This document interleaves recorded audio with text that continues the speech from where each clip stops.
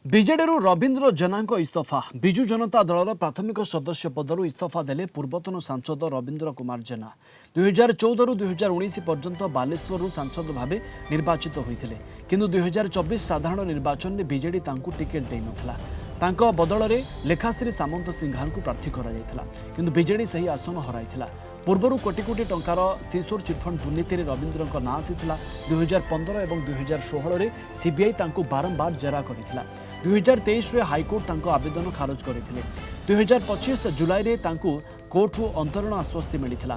ରବୀନ୍ଦ୍ର ନିଜେ ଦଳ ଛାଡ଼ିଥିଲେ ବି ତାଙ୍କ ପତ୍ନୀ ସୁଭାଷିନୀ ଜେନା ବିଜେଡିରୁ ବସ୍ତା ବିଧାୟିକା ଅଛନ୍ତି। ଏଭଳି ସ୍ଥିତିରେ ରବୀନ୍ଦ୍ରଙ୍କ ଇସ୍ତଫା ପରିବାର ଏବଂ ଦଳ ମଧ୍ୟରେ କି ପ୍ରକାର ସମ୍ପର୍କ ରଖିବ ତା ଉପରେ ସମସ୍ତଙ୍କ ନଜର। 2024 ମାର୍ଚ୍ଚ 16ରେ ରାଜ୍ୟସଭା ନିର୍ବାଚନ ଠିକ୍ ପୂର୍ବରୁ ରବୀନ୍ଦ୍ରଙ୍କ ଏହି ପଦକ୍ଷେପ ବେଶ୍ ଚର୍ଚ୍ଚା ହେଉଛି।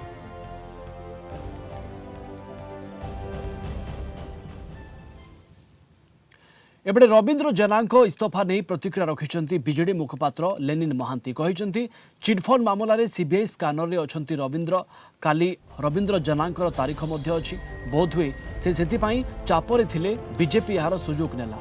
यह भारतीय जनता दलर प्रेशर टैक्टिक्स बोली से कहते बीजेडी ताकू परिचय देला, सांसद कला, तांकू जिला सभापति कला, सीबीआई स्कानर थिबारु ब्लैकमेल शिकार हेले बोली बीजेडी कहिछि।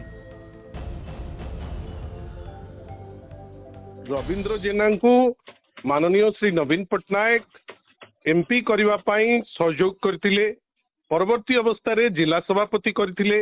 विभिन्न समय रे तांको अनेक दायित्व दिया जाइछि, किंतु तांकर जो चिटफंड केस रे इन्वॉल्वमेंट हैला, जोटा सीबीआई परव्यू भितरे आसिला, जार डेट आसंता काली मध्य अछि, से माने बोध हुए सेइथि पई से स्ट्रेस रे थिले एवं यार फायदा नहीं करी भारतीय जनता पार्टी तांको धमक चमक दे आज बिजू जनता दलरू से रिजाइन करचंती एवं एटा भारतीय जनता पार्टी रो गोटे प्रेशर टैक्टिक्स जेमती अनेक क्षेत्र रे से सीबीआई हो ईडी हो तार मिसयूज करी पॉलिटिकल फायदा नबा पाई चेष्टा करे।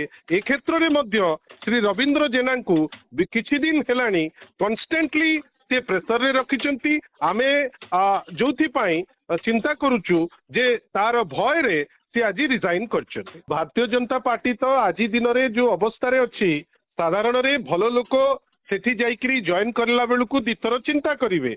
आउ नेचुरली से विभिन्न समय रे एई टाइप रो प्रेशर टैक्टिक्स यूज करिकरी जो माने जहार विभिन्न समय रे किछि इन्वॉल्वमेंट थिबो एवं तांकर एजेंसी लगेइकरी जदि से किछि लोक को नहींकरी तांको दल रे जॉइन करिबा पाई सक्षम हेबे सो बी इट। किंतु आम कथा होउछि बिजू जनता दल तांको पॉलिटिकल परिचय देला, बिजू जनता दल तांको पार्लियामेंट रे जगह देला, बिजू जनता दल तांको बालेश्वर यूनिट रो सभापति कला, किंतु ता परवर्ती काल रे चिटफंड इन्वॉल्वमेंट तांको खाइला, जोथि पाई से सीबीआई परव्यू भितरे रहिले। आ आज भारतीय जनता पार्टी तांको ब्लैकमेल करिबारे सक्षम होउछि।